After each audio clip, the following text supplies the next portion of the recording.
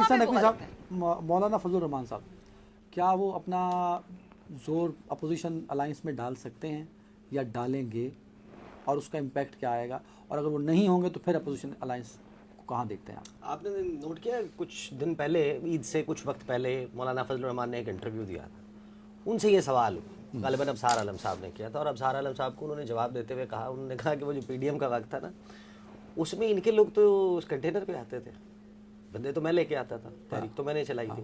مولانا فضل الرحمان اور وہ صحیح کہتے ہیں پی ٹی آئی کو سپورٹ کیوں چاہیے؟ پی ٹی آئی کے پاس سپورٹ بیس مولانا فضل الرحمان سے بہت بڑی ہے, ووٹر ان کا بہت زیادہ ہے, ان کی پریزنس آل اکراس پاکستان ہے. مولانا فضل الرحمان کی پاکٹس ہیں, وہاں پر وہ پاپولر ہیں, اور ان کا ایک جو سسٹم ہے, نظام ہے, مدرسے, اسٹوڈنٹس, طلباء, وہ ایک پورا ایک چیز موجود ہے. لیکن مولانا فضل الرحمان کے ساتھ نا دونوں اس وقت کچھ اچھا سلوک نہیں کر رہے, نہ تحریک انصاف اور نہ ہی حکومت. حکومت کے ساتھ تو ان کے شکوے ہی بہت ہے نا. وہ حکومت نے تو ان کے ساتھ جو وعدے کیے ہوئے تھے, مجھے یاد ہے کہ کوئی بھی وفا نہیں ہوا. میٹنگ ہوئی تھی ایمریٹس ہل دبئی میں 2023 میں, آپ کو یاد ہوگا عید سے پہلے, اور وہاں پر مولانا فضل الرحمان کو مدعو نہیں کیا گیا تھا. یہاں سے زرداری صاحب, ان کی فیملی گئی تھی, میاں صاحب لندن سے آئے تھے, وہاں پہ اور کچھ لوگ گئے تھے, اور وہاں پر بیسیکلی یہ جو 2024 کا الیکشن کے پوسٹ الیکشن سینیریو کیا ہوگا نا, وہ ڈسکس ہوا تھا. اس کے بعد ان کے مولانا فضل الرحمان کے لوگوں نے نا ہر جگہ جا کے کہنا شروع کر دیا تھا, دیکھیں وزیر اعظم چاہے پیپلز پارٹی بنائے, چاہے نون لیگ بنائے, صدر مولانا فضل الرحمان ہوں گے. تو کچھ تھا تو پھر ظاہر کہا جا رہا تھا, تو دھوکہ ہو گیا.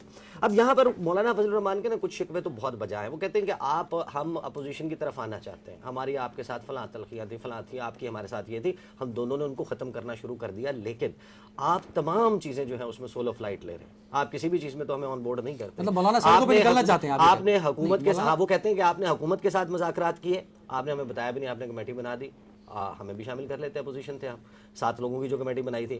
آپ نے چیف جسٹس سے ملنے کے لیے جانا تھا ڈیلیگیشن, آپ نے ہمیں پوچھا ہی نہیں. قومی سلامتی کمیٹی کا اجلاس تھا, آپ نے ہمیں مولانا, ٹھیک ہے, مولانا کے تحفظات ہیں, مولانا سڑکوں پہ نکلنے کو تیار ہیں, آپ یہ سمجھتے ہیں؟ نہیں, میرا خیال ہے کہ مولانا فضل الرحمان جو ہیں وہ بڑے گھاگ سیاستدان ہیں. وہ سڑکوں پر تب نکلیں گے جب ان کو یہ یقین ہوگا کہ سڑکوں کے نکلنے کا نتیجہ ان کے حق میں آئے گا. Very right. اور جب ان کو یہ پتہ چل جائے گا کہ ہمارے حق میں آیا ہے, تو پھر وہ ضرور باہر نکلیں گے, اور پھر اس کو ایک فتح کے طور پر سیلیبریٹ کرنا چاہیں گے. اور اس کے لیے کب حالات بنتے ہیں, 2025 میں ہوتے ہیں. امیر بھائی مستقبل کیا ہے اس اپوزیشن کا, یا 27 میں؟ اور اچھا, P T I forward block بن سکتا ہے نیشنل اسمبلی اور سینٹ کے اندر فلور؟ بن سکتا ہے, بن سکتا ہے, بالکل بن سکتا ہے, ہاں بن سکتا ہے, بالکل. میں ایک بات بتاؤں, میری یہ رائے ہے, امیر عباس صاحب سے بھی اور باقی سے بھی آپ ان کی رائے لیں.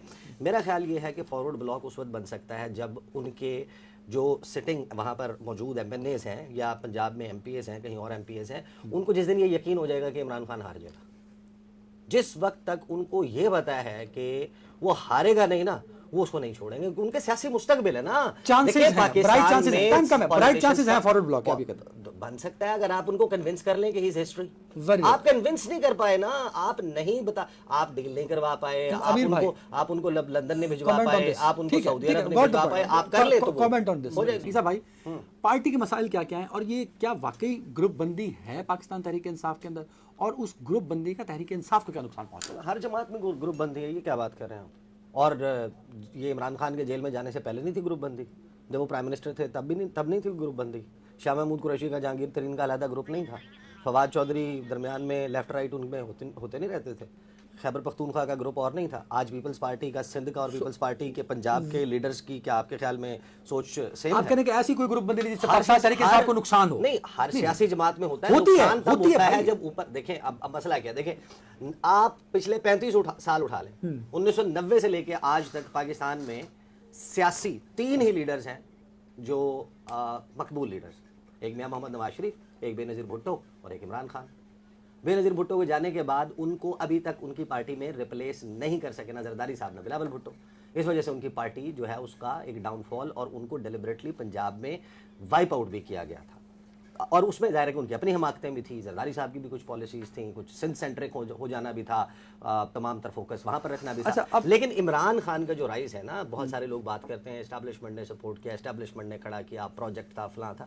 دیکھیں عمران خان کی پاکستان کے پولیٹیکل لینڈسکیپ پر گنجائش ہی نہیں تھی. عمران خان کی گنجائش کیسے پیدا ہوئی؟ عمران خان نے تو اپنی پارٹی 90s میں لانچ کر دی تھی, 2011 30 अक्टूबर को किस तरीके से उनका जलसा पॉपुलर हो गया, किस तरीके से लोग जो है, ठीक है दरमियान में एक धक्का भी था, ये करवा दें फला करवा दें, देखिए his popularity was the direct byproduct of consistent failure of two political parties. दो सियासी जमातें जब बात ये कंप्लीट करने थे, लोगों ने इंतजार किया, लोगों ने कहा कि चार्टर ऑफ डेमोक्रेसी हो गया, अब हम ये अच्छे बच्चे बन गए, अब आइंदा से वो बंद नहीं होगा। उसके बाद आपने काला कोट पहनकर आप चले गए, डेमोक्रेट हो गया, दोबारा से दस्तगिरबान हो गए, लोग तंग आ गए ना यूथ की requirements. That was precisely the time आप फॉलो करें बांग्लादेश में जो वोटर जिसने गोद में 80s में पैदा होने के बाद कहानियां सुनी थी, जो उनको कहानियां सुनाई गई थी, उन्होंने जो हसीना वाजिद है उसको किस तरीके से 2007-8, ये वही टाइम है, ये वही टाइम है जब आप इसका कंपैरिजन ड्रॉ करते हैं तो आपको पता चलता है कि जो जनरेशन वाई थी ना, उसने वहां पर आगे तब्दीली की थी। इमरान खान को भी जब जनरेशन वाई एक्चुअली जब डिसीजन मेकर बनी तो वहां पर चीजें तब्दील हुई, और आज फिर एक पलटा आ रहा है।